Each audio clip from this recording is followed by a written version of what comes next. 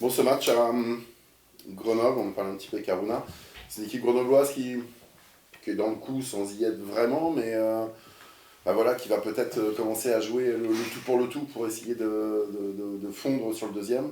Oui, bah, de toute façon, nous, on s'attend toujours à avoir le match le plus compliqué possible de par notre position et par aussi les ambitions de chacune des équipes. Là, c'était l'ambition de se maintenir. Maintenant, c'est l'ambition, effectivement, pour moi, toujours légitime de pouvoir accrocher la deuxième place parce qu'ils ne sont qu'à 5 points. Ils ont embêté énormément de grandes équipes. Ils ont souvent battu les confrontations importantes. Et puis c'est une équipe complète, de l'expérience, de la maturité, des qualités athlétiques, capable de faire des différences sur tout le terrain. Beaucoup de garçons qui individuellement sont capables de passer en transition. S'ils avaient été un brin plus efficaces, je pense qu'ils auraient encore plus de points, parce qu'ils se sont créés beaucoup de situations. Une équipe redoutable, je dirais, qui défend bec et ongle, qui ne laisse pas beaucoup d'espace et qui va très très très vite. J'ai envie de dire, on a eu une entrée en matière avec Niort. Là, on a vraiment le plat principal dans ce genre de match-là. Je parlais de Yannick Catala, est-ce qu'il y a un travail de fait particulièrement peut-être avec lui? Parce que là, c'est un attaquant, un buteur. Alors certes, il défend beaucoup, mais son dernier but, c'est du Ouais. prend tout. Est-ce qu'il y a, il y a quelque chose de particulier autour de lui? Non, on travaille beaucoup sur la finition avec Yann. Je pense que la prochaine situation franche qu'il va avoir, il la mettra au fond. Je suis un petit peu désolé pour lui de son but refusé à Sochaux, qui est absolument légitime. Et on a une incompréhension totale pourquoi ce but a été refusé. Quand la situation s'est présentée, il l'a mise au fond. Maintenant, voilà, sur les derniers matchs, il ne s'est pas retrouvé suffisamment de fois en situation claire de marquer. Parce qu'on ne peut pas lui reprocher d'avoir raté une grosse occasion sur les derniers matchs. Mais j'ai été content de son évolution là sur le match de Sochaux, le match de Niort aussi dans ses déplacements. Créer des possibilités pour les partenaires. Et il y avait beaucoup de bons mouvements, beaucoup de jeux en triangle, beaucoup de courses qui ont ouvert des espaces pour les autres. Et donc voilà, je suis absolument persuadé que la prochaine situation qui va se présenter à lui, j'espère déjà à Grenoble, il la mettra au fond.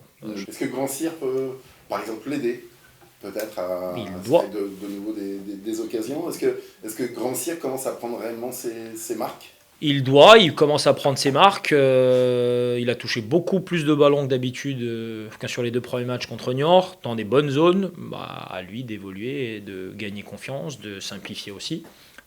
Mais c'est généralement comme ça quand on n'a pas joué depuis longtemps, qu'on arrive en cours de saison dans une équipe. On veut tout de suite montrer beaucoup de choses de manière individuelle. Mon discours avec lui, ça a été créons des choses ensemble, restons simples, gagnons de la confiance en réalisant des choses simples. Je pense que le message est bien passé à l'entraînement. Il encaisse beaucoup plus facilement les charges d'entraînement avec nous. Il faut aussi se mettre dans le rythme. Hein. C'est pas quelque chose qui est simple à digérer. Mais oui, il peut et il doit nous apporter et apporter aux autres plus parce que c'est fondamentalement quelqu'un qui peut marquer quelques buts dans la saison, mais c'est surtout quelqu'un qui crée des occasions pour les autres. Et c'est là où on l'attend, mais encore une fois, allons-y avec beaucoup de confiance. Il ne faut pas poser des attentes qui sont irréalistes, peu importe la qualité intrinsèque du joueur. Sinon, on ne s'entraînerait pas. Tout le monde arriverait le week-end et puis on se change et tout se passe bien. Donc il y a un processus à respecter et je pense que pour Samuel, le pic de forme se situe dans les semaines à venir, dans les moments peut-être cruciaux, même si effectivement chaque week-end pour nous est un moment crucial.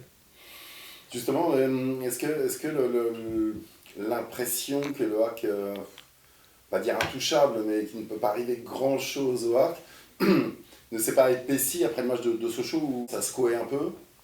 À l'arrivée, vous repartez quand même avec un point sur le terrain Non, d'un dauphin. tout, toutes les confrontations directes avec tout le haut de tableau, on a su serrer les dents quand il fallait, montrer des bonnes choses aussi sur une partie des matchs.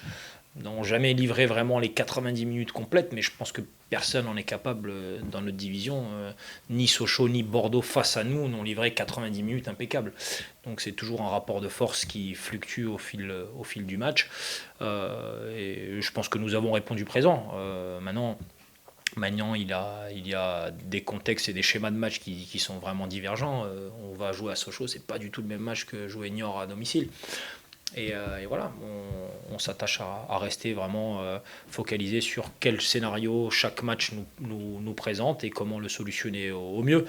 Et oui, gagner la 87e minute, c'est aussi positif que une bonne alerte sur cet état d'esprit où tu te dis rien ne peut t'arriver. Je pense qu'il faut avoir bien la mesure de toutes ces choses-là et bien nuancer. C'était top pour nous de le remporter comme ça, de cette manière-là.